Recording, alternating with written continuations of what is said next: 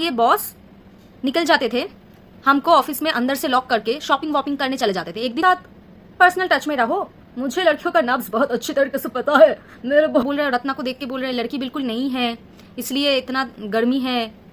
हाय guys, welcome और welcome back to my channel. I am Samriddhiya and आज thumbnail देख के आपको मालूम चल चुका होगा कि मैं आज स्टोरी बताऊंगी अपने लाइफ की, जब मैं एक बहुत ही टॉक्सिक शेडी सी कंपनी में ज्वाइन किया था मैंने, और उस कंपनी में मेरे साथ क्या क्या हुआ, और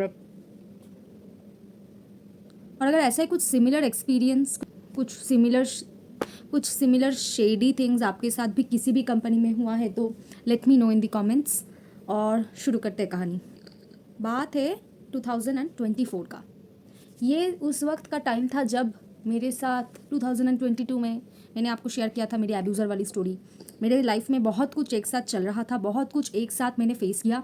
मेरे सो कॉल्ड दोस्त मेरे लाइफ से चले गए, मैं अकेली खड़ी रही, लड़ाई किया मैंने मेरे सेल्फ रिस्पेक्ट के लिए। और उसके बाद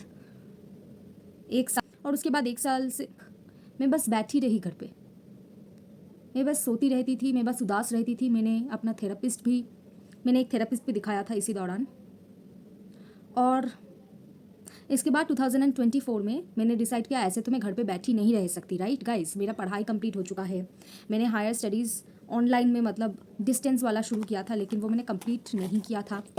I am being honest with you guys. तो इसी टाइम फ्रेम में मुझे, और आप समझ सकते हो कि मेरे घर वाले भी चाहते थे कि मैं उस डिप्रेशन वाले फेज से निकल आऊँ, राइट, और मैं कुछ करूँ, मैं कुछ एक्सपीरियंस करूँ बाहर की दुनिया, उस फेज से मैं निकलूँ।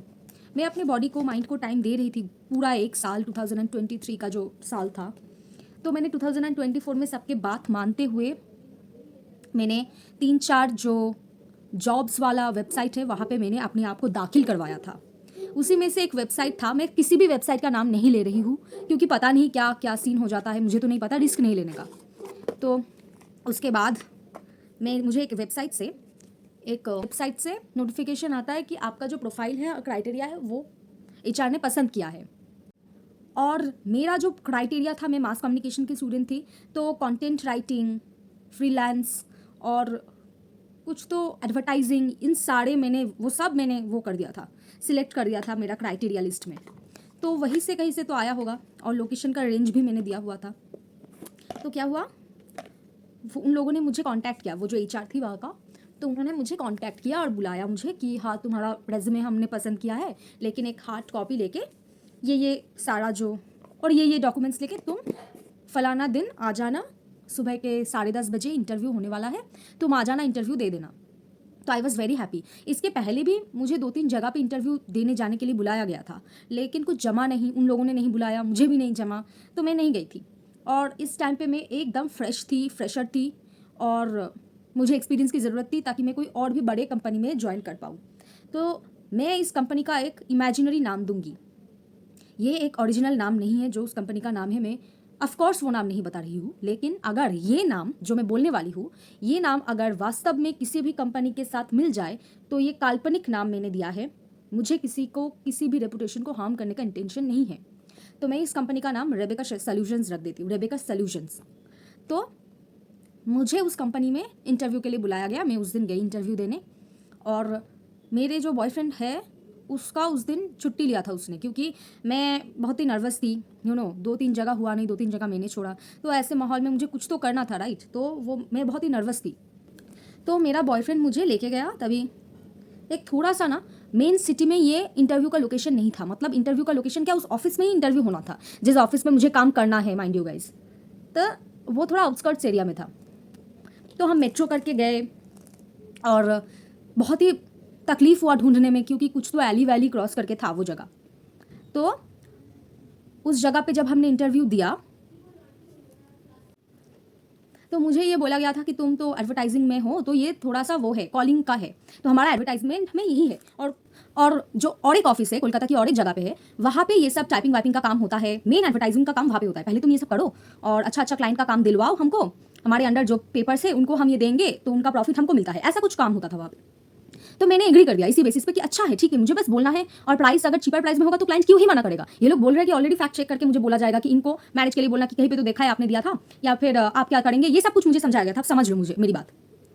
तो मैंने अग्री कर दिया और हमारा डील डन हो चुका था। मैं नहीं थी तो बहुत सैलरी नहीं दिया गया था, लेकिन ठीक है चलो चलता है, ऐसा सैलरी दिया गया। और कंसिडरिंग द फैक्ट कि वो जगह बस 2 मेट्रो या फिर 2 मेट्रो और 2-3 ऑटो से मुझे जाना होता था, तो भाड़ा तो उठ रहा था। समझ लीजिए भाड़ा का खर्चा उठ के भी मेरे पास रहता। तो मैंने एग्री कर लिया। इसके बाद मुझे जिस दिन बुलाया गया था कि इस तारीख से ज्वाइन करना, मैं उस तारीख चली गई थी। और जाने के बाद पहले दिन सब कुछ ठीक था। एक टीम लीडर असाइन हुआ था, जो हम 3-4 नई लड़कियाँ सिलेक्ट हुई थी इंटरव्यू के द्वारा, हमको बिठाया गया। पहले दिन हमको बोला गया ऐसे ऐसे बात करना होता है, ऐसे ऐसे तुमको बात करना है। हमने भी ट्राई किया। पहले दिन कुछ उतना नहीं डांटा गया हमको कि ठीक है नहीं हो रहा है तो नहीं हो रहा है, this is the only first day. So इसके बाद क्या हुआ, ऐसे करते करते 2-3 दिन हो गए। इसके बाद अचानक से एक नंबर का जो लिस्ट अलग प्रोवाइड किया गया हमको HR लड़की के द्वारा, और टीम लीडर भी आई थी। हमको बोला गया कि आज थोड़ा डिफरेंट कॉलिंग करना पड़ेगा। तो मुझे सबसे पहले ये खटका था, क्योंकि I am a rebellious kind of a person, और हमेशा ही मेरे मन में हमेशा कुछ ना कुछ क्वेश्चन चलता रहता है, ये क्यों वो क्यों नहीं। तो मुझे क्वेश्चन आया, क्योंकि हमको हमारा जितना जॉब रोल बोला गया था उसी के ऊपर ही हम कॉल करेंगे ना, कुछ अलग कॉल क्यों करेंगे। तो हमको बोला गया कुछ अलग कॉल करना है। तो मैं ऐसे सुन रही थी, और मेरे साथ की 2 लड़कियां भी सुन रही थी। एक का नाम हम रखते हैं निहारिका, दूसरा का नाम रख देते हैं सुजाता। तो ये HR लड़की बोलती है कि ये कॉल करके तुमको हमारे रेबेका सॉल्यूशंस का कुछ तो टीचिंग कंसल्टेंसी का भी कुछ डिपार्टमेंट है, उनका थोड़ा भी मंदा चल रहा है। कुछ तो बोला कि वहाँ पे अभी कॉस्ट कटिंग चल रहा है, कुछ तो ऐसा बोला कि उनका डिपार्टमेंट का काम भी तुम लोग कर दो, क्योंकि तुम्हारा जो काम है वो करने के लिए लोग है। मेन ऑफिस में जहाँ पे बोला ये पूरा काम चलता है, तो वहाँ पे तो ये काम होता ही है, तो तुम्हारा ना करने से कुछ नहीं होगा, तुम उनका काम कर दो, तुम्हें तो सैलरी मिलेगी ही। तो मुझे ऐसा लगा ठीक है कोई बात नहीं, कर देते 1-2 दिन के लिए। लेकिन जो सुजाता थी उसको पहले ही दिन ये बहुत ही बुरा लग गया था ये चीज़। उसने ये बोल दिया था कि मुझसे तो नहीं हो पाएगा, मुझे ये चीज़ आती ही नहीं है। वो लोग भी कुछ मास कॉम की ही स्टूडेंट होंगे, एक तो मास कॉम की थी, वो उसका नहीं पता, दूसरी वाली कौन सा सब्जेक्ट की थी मुझे पता। उसने बोला कि मुझे तो याद ही नहीं है, हमने तो ना कॉलेज में सीखा है ना यहाँ पे करने आए हैं, क्यों करेंगे हम। ओके सो क्विकली, मेरा वो वाला जो पोर्शन है बीच का वो सब डिलीट हो चुका है, तो मैं बोल रही हूँ। तो क्या हुआ था, मैं जब उस ऑफिस में ज्वाइन किया था, मेरा जो जॉब रोल उन्होंने चेंज कर दिया। इसके बाद धीरे धीरे मेरे साथ जो लड़कियां ज्वाइन हुई थी वो उन लोगों ने ऑफिस छोड़ दिया, बची मैं। और मुझे उन लोगों ने बोला था कि श्रद्धा नाम की एक मेरी सीनियर थी, जो कि एजुकेशन कंसल्टेंसी वाला टीम का लड़की थी, उसके साथ बैठने के लिए, क्योंकि apparently she was the favourite one and she was the golden employee. तो मैं उसके साथ बैठती थी, उसको मैं शेयर करती थी कि मैं तो यहाँ पे एडवर्टाइजिंग का डिपार्टमेंट में आई हूँ, मैं क्यों करूँ श्रद्धा दीदी। वो कुछ नहीं बोलती थी, ये HR को बोल, ये सब करती थी। बल्कि वो मेरे लिए बोल सकती थी, क्योंकि she is the clearly favourite one, and HR मेरी बातें नहीं सुन रही थी, लेकिन वो नहीं बोली और ऐसा दिखा रही थी ये तो तेरी मसला है, हम क्यों बोले तेरे लिए, ऐसा कुछ। और इसी दौरान मुझे लग चुका था कि ये कंपनी मेरे लिए तो नहीं है, और मैं फ्रस्ट्रेटेड रहती थी, क्योंकि education consultancy was not my cup of T. मैंने इस बारे में ना पढ़ाई किया है, ना मैं वो कंपनी में उस जॉब रोल के लिए मैं गई थी। मेरे साथ फ्रॉड हुआ, मुझे ऐसा लग रहा है, क्योंकि मुझे मेरा काम नहीं दिया जा रहा है। बोला गया था कि 2-3 दिन में तुम फिर से अपना ही काम करना, ये कर दो। मैं कब करूंगी? और वो ऐसा चिल्लाते थे मेरे ऊपर जैसे कि मैंने अपना ही जॉब रोल नहीं कर पा रही हूँ। अरे मैं वो नहीं जानती हूँ एजुकेशन कंसल्टेंसी, इसलिए मुझसे नहीं हो रहा था। दूसरी बात, जब मुझसे ये नहीं हो रहा था तो एक दिन मैं एक स्टूडेंट के घर वालों से बहुत चिल्ला दिया था मैंने। तो मुझे वो 55 साल का बुढ़ा आदमी मुझे अपने ऑफिस में बुलाता है और बोलता है कि तुम्हारे अंदर बहुत गुस्सा है, ये गुस्से को कंट्रोल करो, शायद सेल्स के लिए तुम नहीं बनी हो। पता नहीं किसी भी ऑफिस का बॉस ऐसे बोलते हैं कि नहीं। और उन लोगों ने ना सैलरी भी पेटीएम में दिया था। क्या ऐसा होता है किसी भी ऑफिस में? मैं तो नहीं थी, मुझे कोई आइडिया नहीं था। पेटीएम में उन लोगों ने ऑफिस का सैलरी दिया। मुझे ये सब बोल रहे, रत्ना को देख के बोल रहे लड़की बिल्कुल नहीं है, इसलिए इतना गर्मी है। और रत्ना और इनका तो एक अफेयर चल रहा था, और रत्ना और ये बॉस निकल जाते थे हमको ऑफिस में अंदर से लॉक करके शॉपिंग वॉपिंग करने चले जाते थे। एक दिन तो मुझे पता नहीं चला, दूसरे तीसरे दिन होने के बाद मुझे पता चला, और एम्प्लॉयज के लिए आमूमन बात हो गई थी। और वो लोग शॉपिंग करके ज्वेलरी ड्रेस खरीद के आके हमको दिखाते थे कि ये देखो ये देखो। हमको अजीब लगता था, हमको अंदर से क्यों जानवर है कि हम लॉक करके क्यों जाते हैं ये लोग। दूसरी बात, इसकी वाइफ को कुछ शक था, तो इसने अपनी वाइफ को बोला हुआ था इस बॉस ने कि रत्ना नहीं काम करती, रत्ना को निकाल दिया है। लेकिन रत्ना अभी भी HR थी। सोचिए, एक मैं तब थी 22 साल की, और ये 25-27 साल की लड़की के साथ एक 55 साल के आदमी का एक्स्ट्रा मैरिटल अफेयर चल रहा था। ठीक है, अभी क्या हुआ, मुझे इन सारे माहौल में बहुत ही शेडी और घटिया लगता था, स्पेशली जब पेटीएम में हमको पे किया जाता था। और इस ऑफिस का एक अजीब बात भी था, सारे एम्प्लॉयज अपना फोन एकदम डार्क मोड पे करके रखते थे, और स्क्रीन एकदम जो ब्राइटनेस है नीचे करके रखते थे, ताकि स्क्रीन ब्लैक ब्लैक हो और स्क्रॉल कर पाए।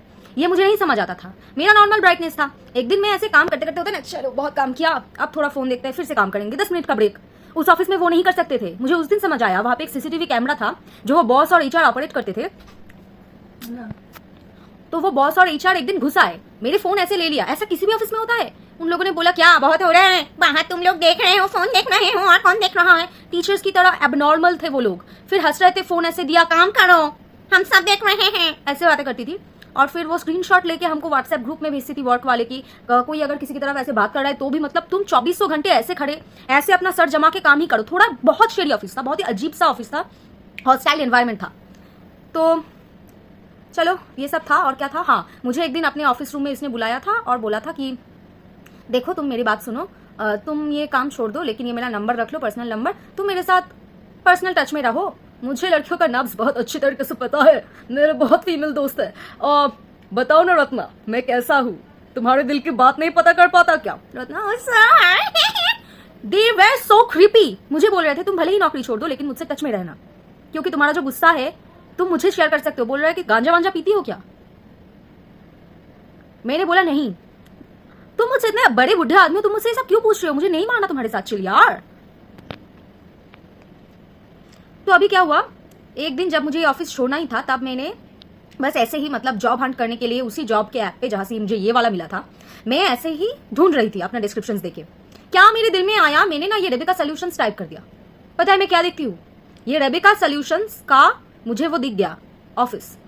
और फिर मुझे देखा जहां पे मैं काम करने आती हूँ, वहां पे इन लोगों का करने आती हूँ, वो लोकेशन है ही नहीं, वो कोई दूसरा लोकेशन है, अलग एरिया पे है। मैंने वो स्क्रीनशॉट लिया और दो दीदी मेरे यहाँ पे अच्छे दोस्त बनने लगे थे, क्योंकि अपेरेंटली वो भी छोड़ना चाहते थे। ऐसे मेरा थोड़ी थोड़ी बातें होती थी। वो भी श्रद्धा को ज्यादा नहीं पसंद करते थे, जो सीनियर के साथ मुझे बिठाया गया था।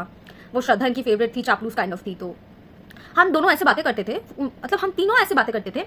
और मैंने उन दोनों को भेजा, दोनों ने बोला तो तुझे पता चल गया है। हम लोगों को ना श्रद्धा ने किसी को तो बोला है, अपने करीबी को, बहुत सारे लोग काम करते थे, विया से सुनाई दिया है कि ये लोग अपना ऑफिस शिफ्ट कर चुके हैं और जल्द ही जल्द ये सब कुछ हमको छटाई करने वाले, छटाई मतलब कट ऑफ करने वाले हैं, नोटिस दिए बिना, कुछ कहे बिना। क्योंकि इन लोगों का ना कंपनी काला धंधा से चलता है, ये स्टार्टअप का कंपनी है, ये थोड़ा कुछ शेडी सा था। मुझे पूरा नहीं बोला उन दोनों ने, शायद भरोसा नहीं कर पा रहे थे। तो उसने बोला कि इतना ही है, तुझे इतना ही समझना चाहिए बस, हम तो इसीलिए अंदर अंदर नौकरी ढूंढ रहे हैं, तू भी ढूंढ। तो मैंने तो सोचा भाई साहब ये क्या हो रहा है। मैंने ना ये बात अपनी अदर एम्प्लॉयज को बताई, किसी को नहीं बताया, अपने में रखा।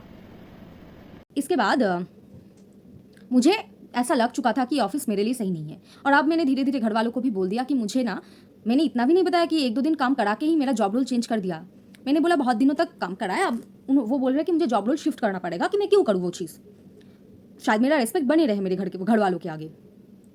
तो उन लोगों ने भी बोला ठीक है फिर चेंज कर ले, फिर अप्लाई कर देना, ये सब बोला मुझे। तो वो बुढ़ा बॉस मुझे बोल रहा है कि मैंने पार्ट टाइम साइकोलॉजी का कोर्स भी किया हुआ है, you can talk to me. You know, मेरे सबसे ज़्यादा लड़की कोलीग्स ही मेरे साथ ज़्यादा क्लोज होती है, रत्ना को पता है। मेरी बीवी को ये चीज़ें नहीं अच्छी लगती, लेकिन मैं लड़कियों के दिल का नस समझता हूँ। ये सब बोल रहा है मुझसे, 50-55 साल का आदमी, मतलब मुझे जिसने अब्यूज़ किया था, शादी के लिए फोर्स किया था, उससे भी डबल एज का आदमी। और उसका रत्ना का जो सीन था, बोला हमको लॉक करके वो शॉपिंग चले जाते थे, और अपेरेंटली उसकी वाइफ को थोड़ा प्रॉब्लम था। रत्ना जो ये श्रद्धा दीदी थी उसकी ही एज की थी ना, उसको ये सब बोलता था। वो श्रद्धा दीदी कम नहीं थी, टिफिन टाइम पे ऐसा ऐसा करके एक और भी दीदी थी, उसको बोलते थे वो दीदी का इसका विया, उसका विया, इसका विया। मेरे कान तक ये सब आ चुका था, ये सब सीन है। तो उसके बीवी को अपेरेंटली शक था रत्ना पे, और उसने बोला कि रत्ना को निकाल दिया है, एचआर नहीं है रत्ना भी, लेकिन रत्ना ही एचआर थी। तो उस दिन मैंने और भी डिटर्मिनेशन ले लिया कि यहाँ पे नहीं हो सकता भाई, फिर से सब कुछ मैं रिपीट नहीं कर सकती अपने साथ। फिर क्या हुआ, फिर एक दिन मैं और हमारे 3-4 कॉलीग लड़कियाँ वो एजुकेशन कंसल्टेंसी के लिए ही आए थे, मतलब उसी जॉब रोल के लिए आए थे। तो वही लड़कियाँ ना मुझे बोल रहे थे कि 2 लड़कियाँ थी, हम भी छोड़ेंगे, हाँ यहाँ पे ठीक नहीं है सैलरी वैल्यू, उनका सैलरी का प्रॉब्लम था और उन जम भी नहीं रहा था। वो रत्ना का इस एक लड़की के साथ पर्सनल दुश्मनी थी, तो बॉस भी उसका दुश्मनी निभाता था। पर अगले दिन मैं जब ऑफिस आती हूँ मैंने सुना कि रत्ना ने ऑफिस छोड़ दिया। ये कैसे हो सकता है भाई, रत्ना का ही ऑफिस है, रत्ना ने खरीद के बैठा हुआ है हेड को, तो रत्ना ने कैसे ऑफिस छोड़ दिया।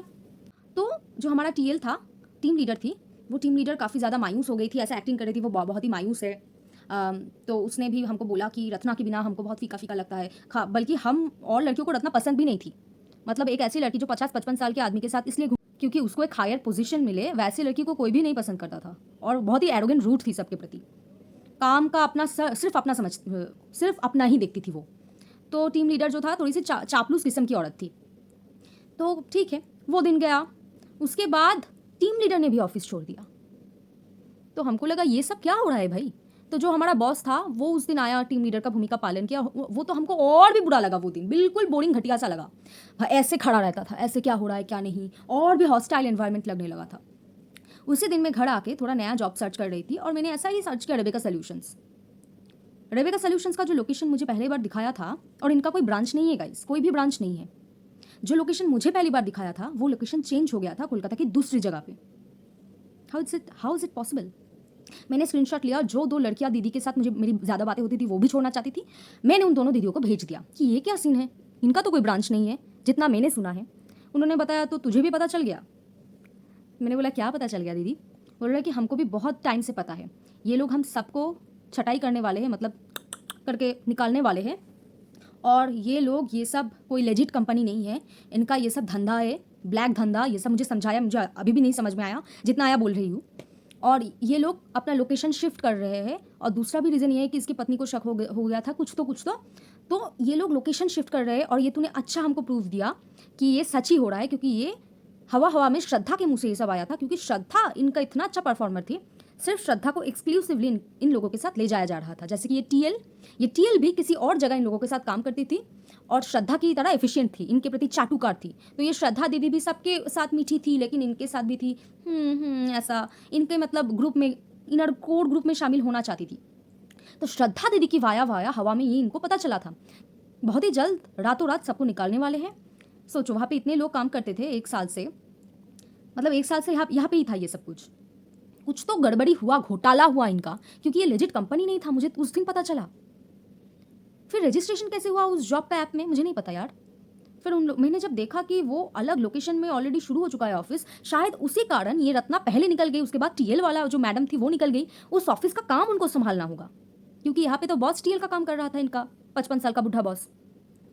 तो मैंने राम जप के मैंने उस दिन रात को ही छोड़ दिया ऑफिस। और मुझे ये बोला गया कि तो मैंने ऑफिस छोड़ दिया, मतलब मैं नहीं जा रही थी, मैंने रेजिग्नेशन लेटर नहीं दिया था। तो मैं एक एक करके देखती हूँ सबको ना वो लोग रिमूव कर रहे हैं, मतलब सबको छटाई कर रहे हैं, मतलब निकाल रहे हैं।